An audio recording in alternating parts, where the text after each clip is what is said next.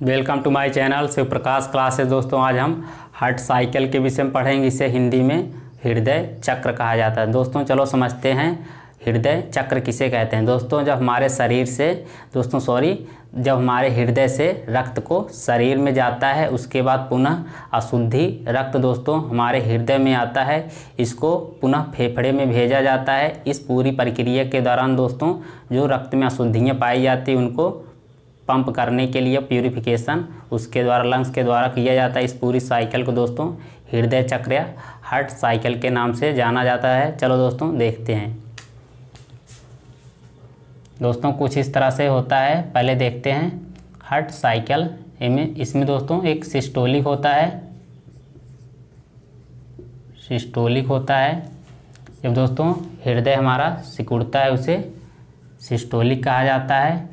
जब दोस्तों हमारा हृदय पुनः सामान्य अवस्था में आ जाता है उसे डायस्टोलिक कहा जाता है। डायस्टोलिक कहा जाता है सामान्य अवस्था में होना। दोस्तों जब हमारा हृदय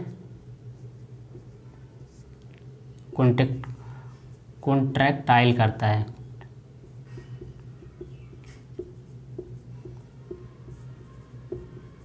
या सिकुड़ता है,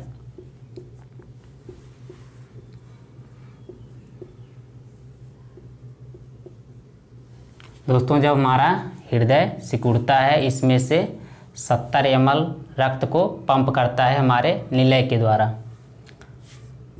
70 ml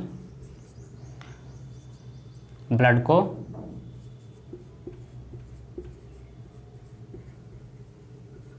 पंप करता है। चलो दोस्तों देखते हैं जो हमारा हार्ट साइकिल है हृदय चक्र है इसका टाइम कितना होता है। दोस्तों 0.8 सेकंड में हमारे हृदय साइकिल जो होता है हृदय चक्र होता है उसको एक हार्ट साइकिल कंप्लीट करने में 0.8 सेकंड का समय लगता है। चलो दोस्तों देखते हैं। जैसा कि हम जानते हैं 72 बीट पर मिनट जिसे दोस्तों कहते हैं हमारे हृदय की धड़कन 1 मिनट में 72 बार होती है। अब देखते हैं जब दोस्तों हम 70 ml से मल्टीप्लाई करेंगे उसके बाद 72 बीट में या 72 बार हमारा हृदय जो धड़कता है 1 मिनट में लगभग पता लगेगा दोस्तों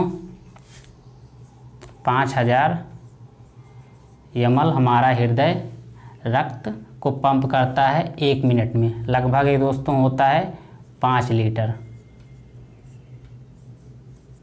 हमारे हृदय में दोस्तों जब एक बार सिकुड़न होती है एक बार को जब हमारा निलय कॉन्ट्रैक्टाइल होता है उसके बाद 70 ml एक बार में पंप करता है। जब दोस्तों इसे हम 72 से मल्टीप्लाई करें क्योंकि 1 मिनट में हमारा हृदय की धड़कन 72 बार होती है तो पता लगेगा 1 मिनट में 5000 ml हमारे रक्त को पंप किया जाता है हृदय के द्वारा। लगभग दोस्तों इसे हम लीटर में 5 लीटर कह सकते हैं। चलो दोस्तों देख लेते हैं। इस तरह से कुछ हम हृदय बनाएंगे। इसमें दोस्तों 4 चैम्बर होते हैं। ऊपर अलिंद हो गया,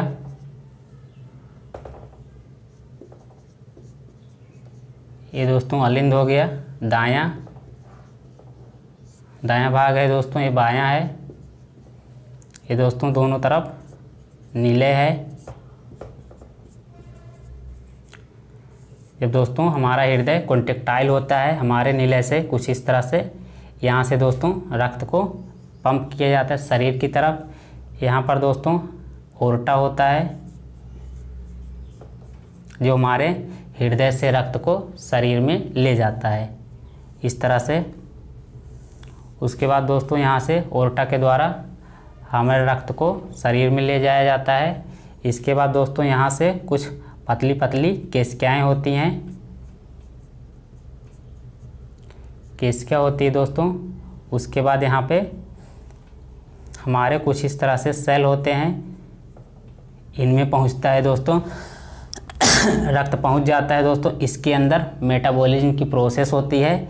यहाँ पे कार्बन डाइऑक्साइड और दोस्तों कुछ अपशिष्ट पदार्थ होते हैं, इनको पुनः हमारे हृदय में लाया जाता है इस तरह से। उसके बाद दोस्तों इनको अशुद्ध रक्त को प्यूरिफिकेशन करने के लिए इस साइड में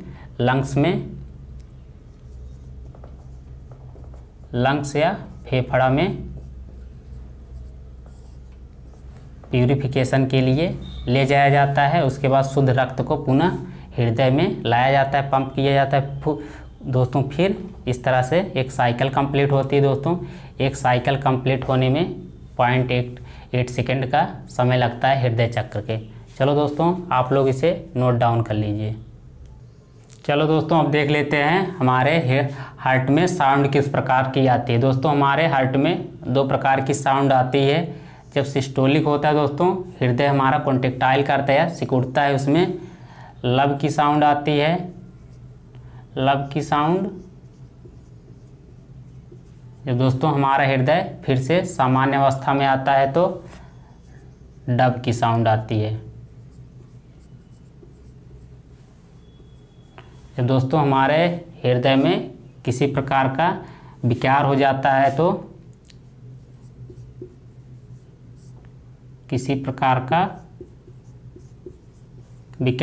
दोस्तों तो हमारे हृदय में मरमर की साउंड आती है।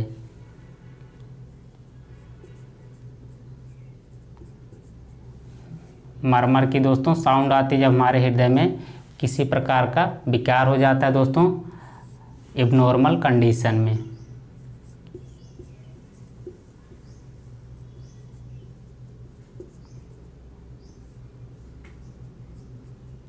चलो दोस्तों देखते हैं जो हमारे दोस्तों जब हम देखते हैं कहीं पे 120/80 लिखा रहता है mm Hg। दोस्तों जो 120 है ये सिस्टोलिक इसे कहा जाता है। सिस्टोलिक इसे कहा जाता है। जो ये है दोस्तों इसे डायस्टोलिक कहा जाता है। दोस्तों इसका फुल फॉर्म होता है मिली लीटर। इसका दोस्तों ये है मरकरी को हम लोग जानते हैं जैसे इसका सिंबल लिखा जाता है Hg। दोस्तों इसका यही फुल फॉर्म है मिली लीटर Hg। इसको Hg को मरकरी कहा जाता है। तो दोस्तों 120 है इसे सिस्टोलिक कहा जाता है। जो 80 है दोस्तों इसे डायस्टोलिक कहा जाता है। अब दोस्तों चलो देखते हैं हम जो हमारे हृदय की धड़कन को कौन सा ऑर्गन नियंत्रित करता है। हृदय की धड़कन को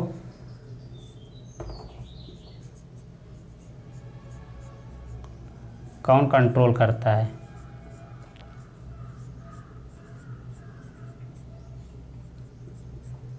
दोस्तों हमारे हृदय की धड़कन को मेडुला ऑब्लांगेटा के द्वारा हमारे मस्तिष्क में उपस्थित होता है, उसके द्वारा नियंत्रित किया जाता है।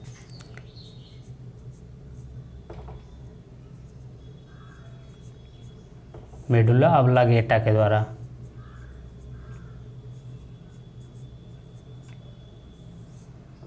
इसके द्वारा दोस्तों हमारे हृदय की धड़कन को नियंत्रित किया जाता है।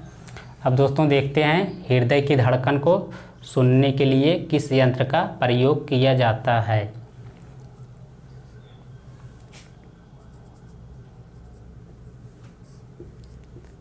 हृदय की धड़कन को सुनने के लिए हृदय की धड़कन को सुनने के लिए दोस्तों स्टेथोस्कोप का प्रयोग किया जाता है।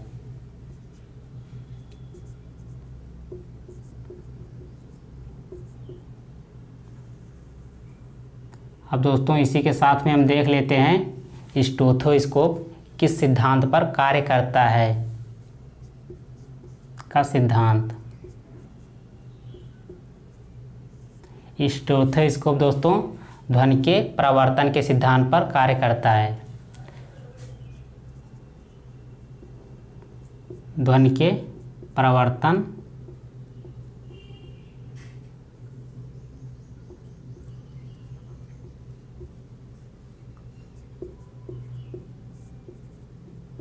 दोस्तों हृदय की धड़कन के सुनने के लिए डिवाइस का नाम है स्टेथोस्कोप। इस दोस्तों स्टेथोस्कोप किस सिद्धांत पर कार्य करता है, हमको बताना दोस्तों।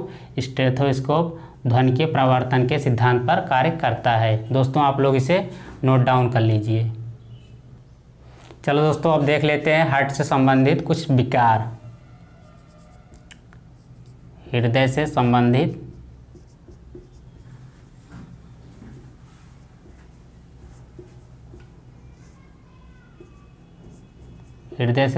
विकार। दोस्तों हमारे कभी कभार हम लोग कहते हैं हाइपोटेंशन हो गया है। इसका मतलब होता है दोस्तों हमारा हृदय सामान्य अवस्था से कम धड़कता है, उसे कहते हैं हाइपोटेंशन।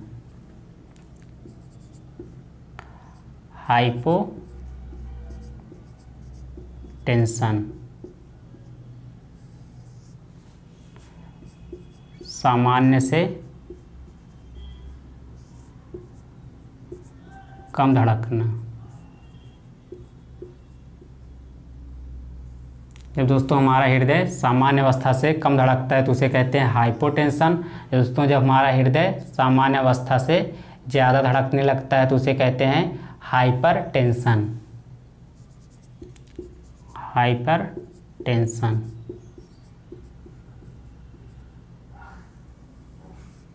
जब दोस्तों हमारे हृदय की धड़कन सामान्य अवस्था से ज़्यादा हो जाती है उसे हाइपरटेंशन कहा जाता है। सामान्य से ज़्यादा धड़कना।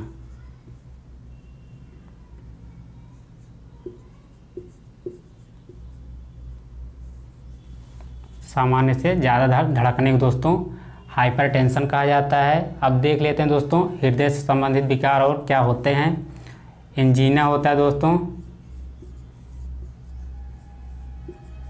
जब दोस्तों हमारे चेस्ट में कोलेस्ट्रॉल जम जाता है तो हमारे चेस्ट में दर्द होने लगती है तो उसे एंजीना नामक विकार कहा जाता है, एंजीना डिजीज कहा जाता है। जब चेस्ट में कोलेस्ट्रॉल जम जाता है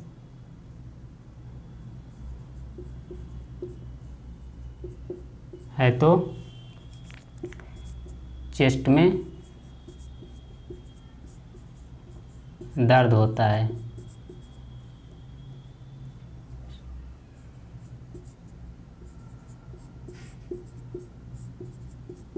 जब दोस्तों हमारे चेस्ट में कोलेस्ट्रॉल जम जाता है तो दर्द होता है, उसी विकार को एंजीना नामक डिजीज या एंजीना रोग कहा जाता है। अब दोस्तों दूसरा देखते हैं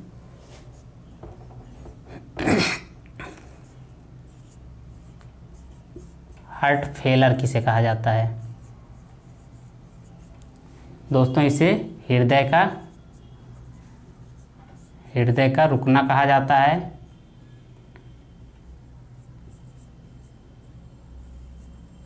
दोस्तों वैसे तो हमारा हृदय रुकता नहीं है, लेकिन दोस्तों उसकी इतनी क्षमता या कैपेसिटी नहीं होती कि हमारे शरीर को प्रॉपर मात्रा में रक्त की सप्लाई कर सके। जब दोस्तों हमारा हृदय प्रॉपर सप्लाई नहीं कर सकता, रक्त की जितनी आवश्यकता होती है उतना नहीं कर सकता, उसे कहते हैं हार्ट का फेल हो गया है, जिसे दोस्तों हृदय का रुकना कहा जाता है। लेकिन दोस्तों हृदय का रुकना भले कहा जाता है लेकिन हमारा हृदय रुकता नहीं है। रक्त को शरीर तक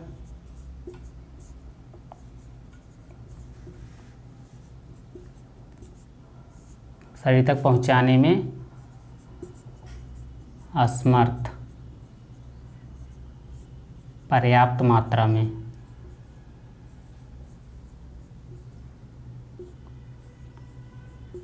जब दोस्तों हमारा हृदय उसकी इतनी कैपेसिटी या क्षमता नहीं होती है, जितना रक्त हमारे शरीर को चाहिए उतना एक टाइम बाउंडेशन समय में, एक समय के सीमित दायरे में रक्त को नहीं पहुंचा पाता है, उसे ही कहते हैं हार्ट हमारा फेल हो गया है। चलो दोस्तों हम दूसरा डिजीज देख लेते हैं जो हार्ट से संबंधित है। एक दोस्तों है हार्ट अरेस्ट है दोस्तों, एक डिजीज है हार्ट अरेस्ट। आप लोग दोस्तों इसे नोट डाउन कर लीजिए। चलो दोस्तों देख लेते हैं हार्ट अरेस्ट किसे कहा जाता है। दोस्तों जब हमारी हार्ट बीट रुक जाती है तो उसे हार्ट अरेस्ट कहा जाता है। जब हृदय की धड़कन रुक जाती है, जब दोस्तों हृदय की धड़कन रुक जाती है, हार्ट बीट रुक जाती है, उसे हार्ट अरेस्ट कहा जाता है। अब देखते हैं दोस्तों दूसरा हार्ट अटैक किसे कहा जाता है। हार्ट अटैक दोस्तों जब रक्त की आपूर्ति नहीं हो पाती है,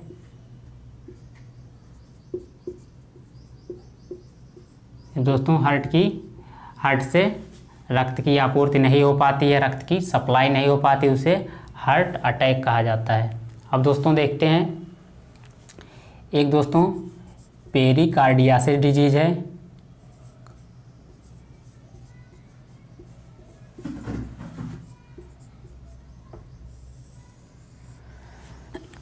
दोस्तों इसे पेरिकार्डियासिस डिजीज कहते हैं। जब हमारा दोस्तों देख लेते हैं इसी में, ऐसे हमारा हार्ट है,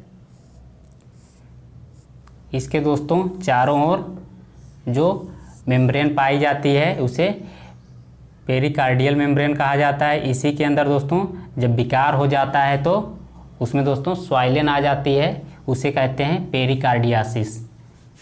हृदय के बाहरी परत जिसे पेरिकार्डियल मेम्ब्रेन कहा जाता है,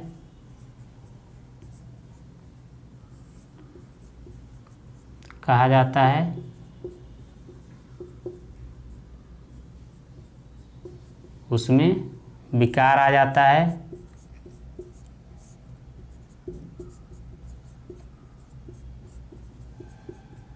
तो दोस्तों हमारे हृदय के चारों ओर जो एक पेरिकार्डियल मेम्ब्रेन होती है उसमें दोस्तों स्वाइलन आ जाता है, उसमें थोड़ा सा सूज जाता है, तो उसे हम कहते हैं पेरिकार्डियासिस। दोस्तों आपको अब एग्जाम में आएगा तो पेरिकार्डियासिस किससे संबंधित है आपको लगा देना है। जो हृदय के चारों ओर मेम्ब्रेन पाई जाती है उसमें स्वाइलन आ जाता है, उसे कहते हैं पेरिकार्डियासिस नामक डिजीज। अब दोस्तों हृदय से संबंधित विकार देख रहे हैं तो और देख लेंगे एक एंडोकार्डियासिस डिजीज।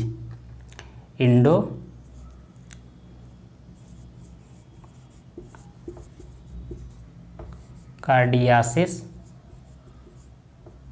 दोस्तों एंडोकार्डियासिस होता है जो हमारे हृदय के आंतरिक जो हमारे हृदय की जो मसल होती हैं इन सब में अलिंद हो गया दोस्तों, अलिंद हो गया, ऊपर दोनों ए निलय हो गया, इन सब पे दोस्तों आंतरिक भाग में जब सूजन आ जाती है उसे कहते हैं एंडोकार्डियासिस। जब हृदय के आंतरिक भाग में सूजन आ जाती है,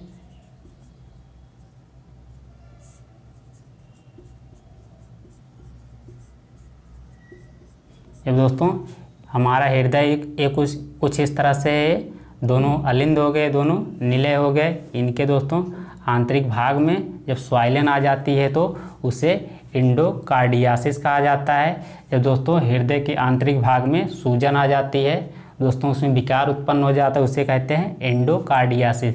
दोस्तों जितना हार्ट से संबंधित था क्वेश्चन। उसके बाद दोस्तों हार्ट साइकिल से संबंधित था, हृदय से संबंधित विकार था। लगभग मैंने कवर कर लिया हूँ दोस्तों। मैं अपना वीडियो यहीं पे एंड करना चाहता हूँ। आप सभी को हमारा वीडियो अच्छा लगा, इसे ज़्यादा से ज़्यादा शेयर सब्सक्राइब कीजिए। आप सभी साथियों का धन्यवाद।